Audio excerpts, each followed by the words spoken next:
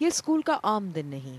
دھند اور سردی میں راولپنڈی کے ایک اسکول کی یہ بچیاں سردیوں کی چھٹیوں میں 2 ہفتے کی توسیع کے بعد بالآخر اسکول جا رہی ہیں۔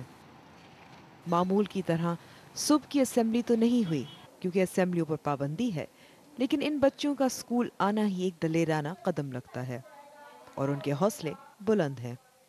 ڈریں گے تو پڑھ نہیں سکیں گے، اور جب پڑھ نہیں سکیں گے تو ہم اپنے ملک کے لیے کچھ کر نہیں سکیں گے۔ بیسیکلی ہم لوگوں کا مقصد یہ ہے اپنے ملک کے لیے آگے کچھ کرنا، اور اگر ہم لوگ ڈریں گے تو ڈر کے گھروں میں بیٹھ جائیں گے، اور یہ گھروں میں بیٹھنا کوئی بہادری تو نہیں ہے نا۔ ایکس کے کویفیشنٹ کو 2 پر ڈیوائڈ کریں گے۔ پڑھائی تو بحال ہو گئی ہے، لیکن معمول پر آنے میں شاید کچھ وقت لگے۔ بچے جو ان سے ہمارے وہ کافی دنوں سے اسکول نہیں آ رہے تھے حادثے کی وجہ سے، لیکن ان کو پڑھنا ہے اور پیرنٹس کافی ان کے لیے پریشان ہیں، لیکن ہمارے والدین میرا خیال ہے کافی دلیر ہیں۔ وہ چاہتے ہیں کہ ہمارے بچے جو ان سے ہیں وہ اسکولوں میں جائیں، تعلیم حاصل کریں اور ان بزدل لوگوں کا مقابلہ کریں۔ تاہم چھٹیوں کے بڑھائے جانے کے باوجود اب بھی کچھ ایسے اسکول ہیں جو کھل نہ سکے۔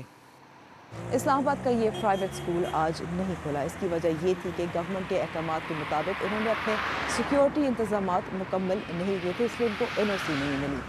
لیکن ملک بھر میں صورتحال کچھ ملی جلی سی رہی۔ بہت سارے ایسے پرائیویٹ اور گورنمنٹ اسکول ایسے تھے جو کھل گئے، لیکن غیر واضح صورتحال کی وجہ سے بعض ایسے بھی والدین تھے جنہوں نے اپنے بچوں کو اسکول نہیں بھیجا۔ پشاور میں پولیس اسکولوں کی حفاظت کے لیے کھڑی ہے۔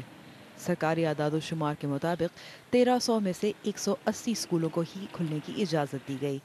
اطلاعات ہیں کہ اسکول تو تیار تھے، لیکن صوبائی حکومت نے احتیاطاً نہیں کھلنے دیا۔